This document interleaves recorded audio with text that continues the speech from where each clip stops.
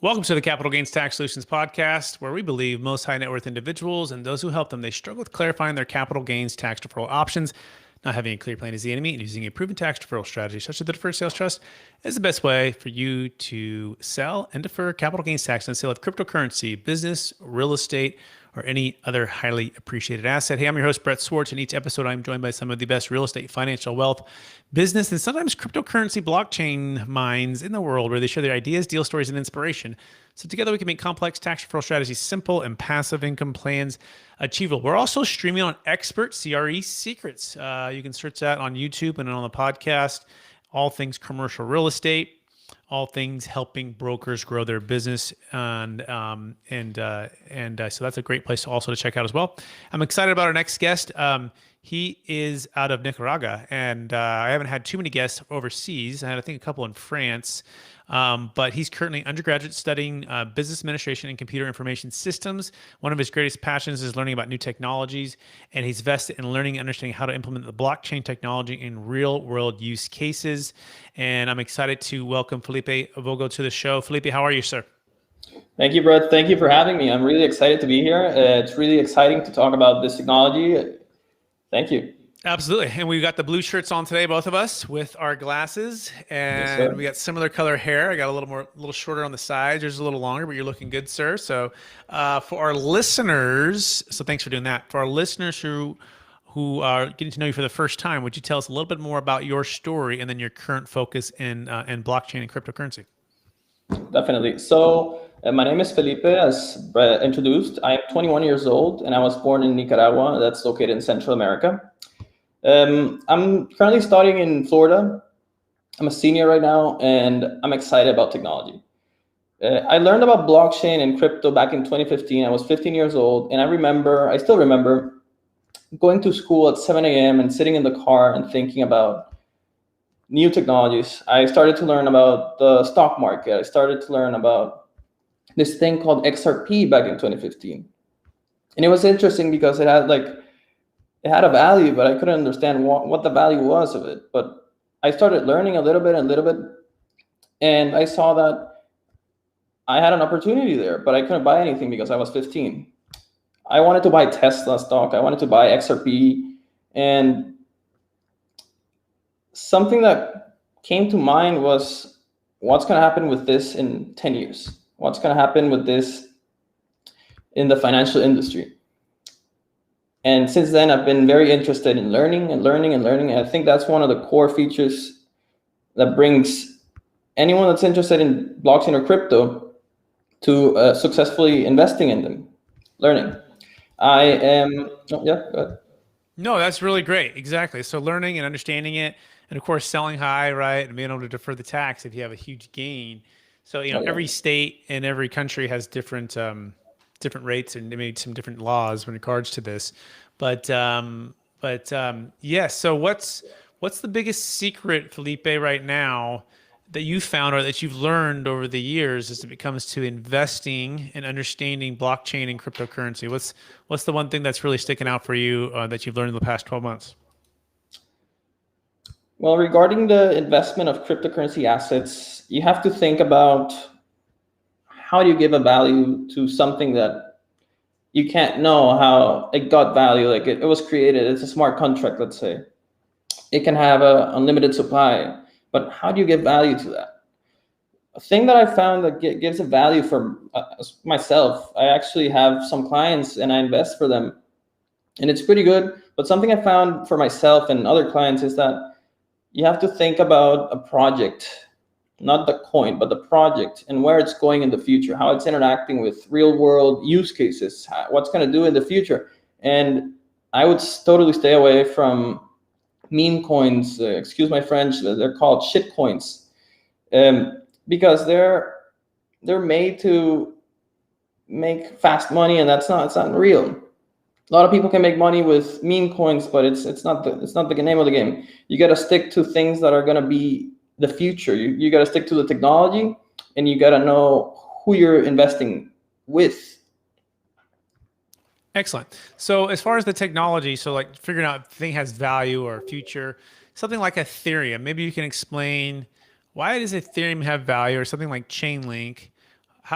explain some of the technology behind some of the coins and some of the blockchain that you're investing in or that you're following. All right. So if you're new to crypto or you're recently investing in crypto, you want to know what blockchain is, what this technology is. And I found a way to explain blockchain very simply and easily. You got to think of blockchain, you got to get the words and you got to separate it in half. And you have a chain of blocks where the blocks contain information. And then I'm going to explain how it becomes a chain. So let's say you've probably heard about the Ethereum blockchain. The blockchain simply means whatever happens on Ethereum is stored in the blocks of the blockchain of Ethereum, right? So pretty much what happens is that, let's say there's a transaction, it's stored in the blockchain, but the block has a limited amount of storage where once it's full, whatever was last on the block is going to appear on the new block, which makes the connection of the blocks and it creates the blockchain. One interesting thing about blockchains is that it's pretty much impossible to hack because it works with a distributed ledger. A ledger is simply a list. So let's say we're going to go to the supermarket. I have a list, you have a list, and everyone has the same list. If you were to change something from that list, you would have to change everyone's list so the blockchain changes. And since it's updated pretty much live and a lot of things are happening at the moment, it's pretty much impossible to change it before anything else updates on the blockchain. Yeah, it's really fascinating. And in fact, there was a deal that we just closed on Saturday. It was an Ethereum case and also partial Bitcoin. They bought it for like 100,000 over the last, worth of coin over the last 5 or 6 years, and then they saw it shoot up to about 9 million or 6 million in 2016, and then it was like 9 million like 6 months ago or 7 months ago, and then it was like 13 million. So their gain was like $12.9 million, right? And they're looking to sell this thing. They're like, oh my gosh, all this tax, what am I going to do? And so we were able to use the Deferred Sales Trust to defer the capital gains tax on that. And it's, but part of why I was interested, because I asked him, like, how did you have like the titanium spine to hold, right? I mean, you bought it 100,000, it turns into 200. Wouldn't you just sell? And he goes, no. He's in the tech industry, tech world, right? Computer science, all the stuff that you're doing too. He's like, Brad, I understood the technology. I understood the future. He had certainty of conviction when it came to this investment, not unlike what someone else might have for a piece of real estate or a stock or a company or whether other investment, like, someone like Steve Jobs who creates a personal computer in the garage in Silicon Valley, right? And then he has a conviction that the future is this. And so that was really fascinating to hear from somebody who's in it, especially from someone like myself who's in a real estate expert, and then tax deferral with the Deferred Sales Trust expert, but not an expert when it came to crypto, that he had this certainty of conviction. Now, the opposite was actually kind of funny too, because his wife was also not an expert in this. In fact, she's an attorney, a completely different field. And he actually delayed telling her for a couple of years about their investment and how well it had done. And so they're sitting down at the table and at a dinner one night, and it's like an anniversary dinner. And he's like, honey, I have something big to tell you. And she's like, whoa, like you never, what are you talking about? Like, well, I bought something here and it's gone really high. Like, what? She's like, it's Ethereum. And he's, what's Ethereum? It's a Bitcoin. Oh my gosh, what's it worth? She told him the price. Sell it all. He's like, no, there's a future. And he's trying to explain it to her. And she's like, what? It's so risky. It's so this, it's so that. However, if I'm hearing what you're saying, hey, if you understand the technology and what it can do and the value it could be, you can have this certainty to hold. Is that a fair summary so far? Yeah, that's a great story, actually. I wish everyone had the same story, Don't we all, right? Don't we all? The courage to buy, the courage to hold, right? And to ride the waves. And then again, as of Saturday, they just sold about 5 million worth and being able to defer all the tax. Pretty powerful, really cool. And it's changing the way that people defer cryptocurrency capital gains tax using the Deferred Sales Trust. By the way, you can go to capitalgainstaxsolutions.com to learn more about that. That's capitalgainstaxsolutions.com to learn more about that and the track record of the Deferred Sales Trust. So I'm curious for you, Felipe, what's been the biggest frustration for maybe either your friends or family or people that who invest in crypto when they go to sell? What's your biggest challenge when it comes to capital gains tax or lack of options? Well, one of the most difficult things to do is sell, because you have to think about maybe Bitcoin in 2011, 2012, and then how long has it been since that time? And then in how many years has it doubled, tripled, and 10x, 20x? The thing is, when you go to sell, how do you know it's the right time? How do you know this is the best you're getting? And I think that's difficult because a lot of people, they FOMO in when it's going up, and then they start selling when they're losing money. But that's not the name of the game. You have to hold and you have to sell. You have to have an exit strategy, because without an exit strategy, you're not going to be able to do anything. That is why I always have a strategy. And then when anyone's investing with me, I try to tell them, this is the amount of time we're going to be in. This is what we're going to do. You have a say in everything we do, but try to take my advice in order to make some money, right? But my main purpose is not making money for other people. That's a side hustle I have, but I want people to adopt it. I want people to understand it. I want people to I don't know, I want people to join me and start learning about this and start building new stuff for the world. Yeah, 100%. I mean, it's like the beginning of computers, 25, 30 years ago, right? Absolutely. And I imagine, again, he's Steve Jobs, and he's with Wozniak, and he's in the garage, and the neighbors are probably walking by, maybe laughing at him or like asking questions. What are these guys doing, building robots in there? Or I don't know. I don't know what happened during that whole run up. And he's like, guys, I want you to understand this. I want you to see what this can do for the world. I want you to see the opportunities, right? I want you to join the movement to roll this out. Is that a fair summary, Felipe? Oh yeah, I think that a lot of people are actually thinking about stuff like that, and they're taking it into account, and maybe they're like, okay, we're in the future, and we're early, we're gonna make something out of this, and they're interested, they're happy, they're excited, and I think that's great. Yeah, and it's also bringing the world together in a lot of ways, right? You're in Nicaragua, right? I'm in here in California, and we're miles apart, but we're coming together on something here through cryptocurrency and what's happening, and so that's really cool. So okay, so I also want to touch on a couple things you said, right? You said the FMO, like fear of missing out, right? So they're making emotional decisions on the run up, right? And then probably making emotional decisions on the down. And there's this kind of this roller coaster, especially in crypto. And to be able to have the certainty of conviction of why you're investing in the value behind the technology or the coin or the future of that thing, and how it actually brings, again, value to whatever thing it's going to be solving. Second, having someone on your team, right? I think this is so important. Someone like Felipe who has another understanding or a deeper understanding or is a few steps ahead of an investor, so that this is why financial advisors are in place. And it's a crypto advisor in one sense, is the way you could say what you're doing here, right? You're helping people make decisions on the buy and the sell of the coins, right? Of the property. So the importance of not going at it alone, right? So just speak to that, not going at it alone, learning from those who know more about it than you do, and then having a game plan in place so you don't let the emotions take over. Yeah, I actually recently saw this metric. I watch a lot of YouTube videos, and I follow people like, I'm not sure if you're familiar with BitBoy Crypto, Altcoin Daily. They're great influences, and there's great information. But I saw this metric where they compared the whales whenever they buy compared to retail buying, which is everyone else pretty much, and then how the markets fluctuate as they're buying and selling. And what I found was that basically when the institutional investors are buying, a bull run is starting. So they're early, right? And then when they're about to sell or they start selling, it's about to, the market is about to peak. And that's when you see when it peaks, that retail is starting to buy because they FOMO in.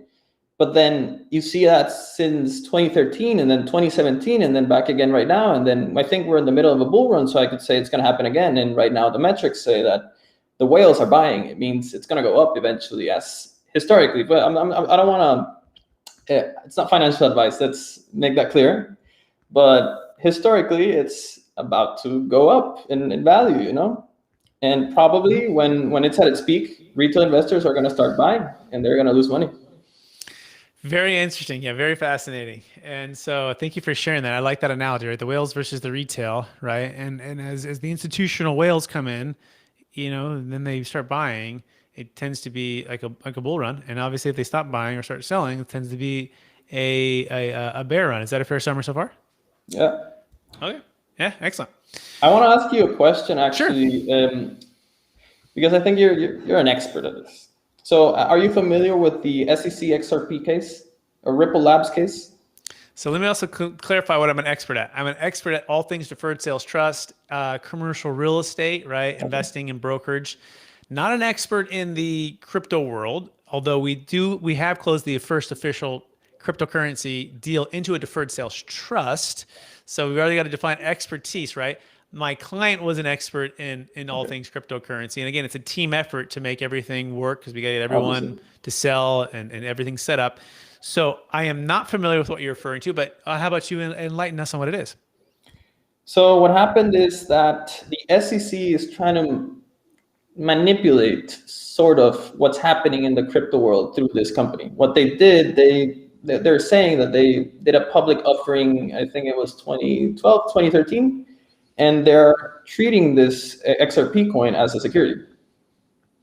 I'm not as familiar with asset classes in the US. I know what they are, but I'm not as familiar. And I wanted to ask you, a little bit more about what implications it has regarding its asset class. Yeah, that's a great question. So, I mean, securities for, stocks, bonds, mutual funds, certain different other things are classified as securities. And so what you're saying is the coin for the first time in cryptocurrency history, if I'm hearing you correctly, they're trying to classify or are classifying XRP as a security. So not being a licensed securities professional nor a securities attorney, I don't really know how to answer that question, except for the good news is the Deferred Sales Trust can defer capital gains taxes on public or privately traded stock, right? Which if the XRP is classified as a security, it's going to be like a stock. And if you were to sell, we could defer that tax as well there. So that is the good news. So I'm not sure if you want to add anything else to that. Yeah, absolutely. So since I have investments in the US, outside of the US, I'm a US citizen. So one of the biggest things I've seen with a lot of people that are new to crypto is that they're not sure what's going to happen if they make some money in the crypto world in the US, right? If you have any enlightenment around the taxation of this being a security, can you tell us a little bit about what happens when you make money and then when does it start counting as a tax implication? Yeah, great question. So the key for anything, whether it's property or security or whatever, you're buying at a certain price, and then when you have a gain and you sell, and you recognize that sale into your personal account, that's a taxable event, right? And so whether it's a security or a property or however it's classified, you bought it for $1, it's worth $1,000 a coin, right? That's a huge gain, right? It's a huge gain. Upon sale, there's going to be, depending on if you've held it for longer than a year, right? Long-term capital gains tax implications. Shorter than a year, short-term gains, right? So it's classified as ordinary income. This is for United States, okay?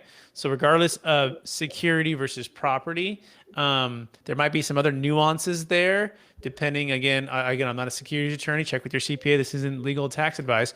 But just realize if you buy something low and you sell it high, it's going to be taxed, right? And so you got to be ready to pay that. And so I don't know if that answers the question, but any thoughts there, Felipe? No, well, actually, I encourage all of our viewers, please do your taxes with crypto. Please do it properly. We still don't know what's going to happen with the actual asset, but for now, please pay your taxes. Yep, report it. Right? Don't hide it. Report it and say, here's what I bought it for. Here's what I sold it for. What do I owe? And here's what I pay. Yeah, exactly. We want to make sure you're doing everything above board. Excellent. So we're running out of time, Felipe. Are you ready for the lightning round? Yeah, go ahead. Okay. So knowing what you know now, if you go back to your 16-year-old self, because you're still pretty young, what's the one golden nugget you'd make sure to tell yourself to do besides like, I should have bought Ethereum and Bitcoin and more XRP or whatever?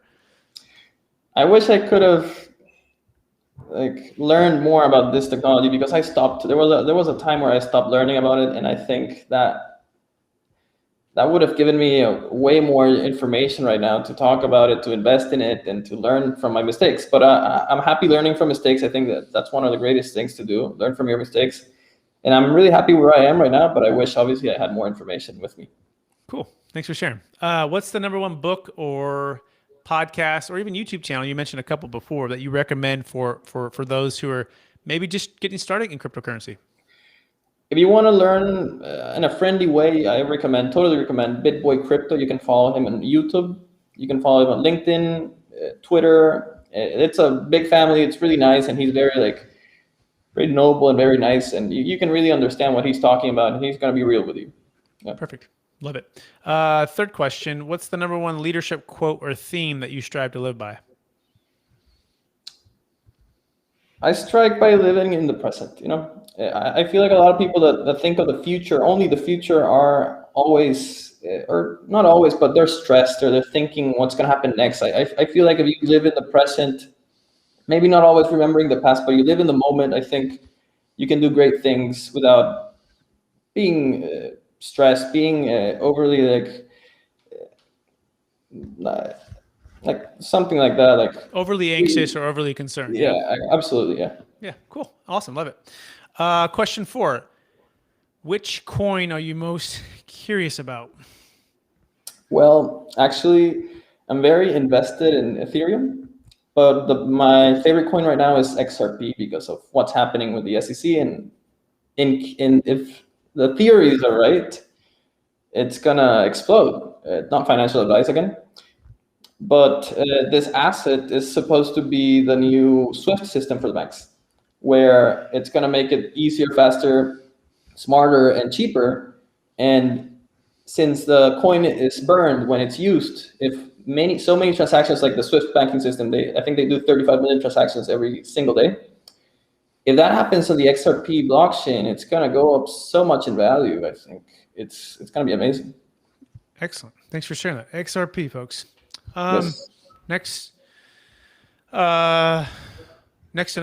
question. So we talked about book. We talked about curious on the coin, leadership quote.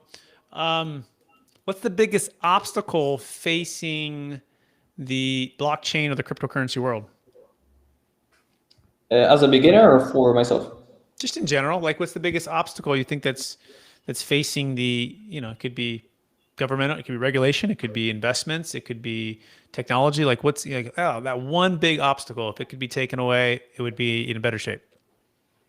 I think adoption, because a lot of people are not actually understanding what this technology does.